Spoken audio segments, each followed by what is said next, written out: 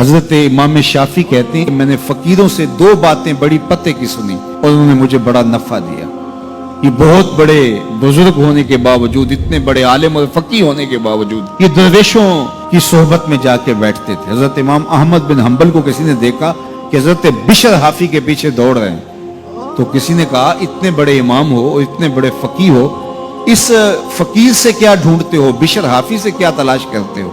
तो हजरत इमाम अहमद बिन हंबल ने कहा कि अहमद बिन हंबल जिस रब को मानता है, बिशर हाफी उस रब को जानता भी है।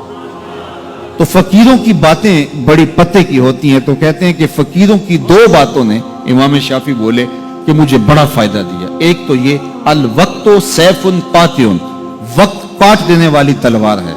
अगर वक्त को तुम काटोगे तो ठीक, वरना वक्त तुम्हें काट देगा। अब तुम्हारी मर्जी है कि वक्त के घोड़े पे तुम सवार होके अपनी मर्जी से वक्त को चलाओ, या फिर तुम वक्त के रहमो करम पे हो और इसकी मौजें तुम्हें जिस समत चाहे बहा ले जाएं।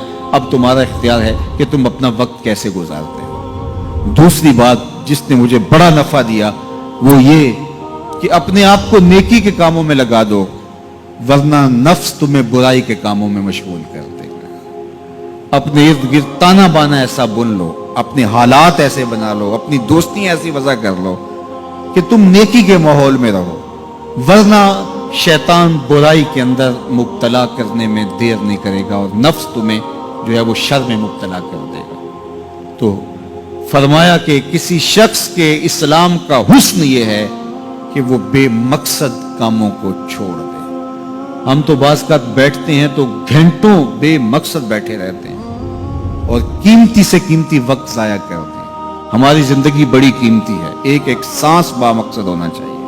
हजरत उवैस करनी रदी अल्लाह ताला अन्हु को हजरत उमर रदी अल्लाह ताला अन्हु और हजरत अली मुर्तजा रदी अल्लाह ताला अन्हु मिलने गए। हुजूर का सलाम दिया, हुजूर का पैगाम दिया।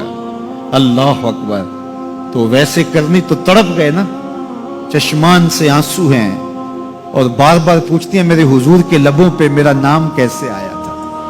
हुजूर ने कहा था ना कोई उवैस बिन आमिर को मिले और मेरा सलाम दे और उससे कहे कि मेरी उम्मत की बख्शिश की दुआ करे।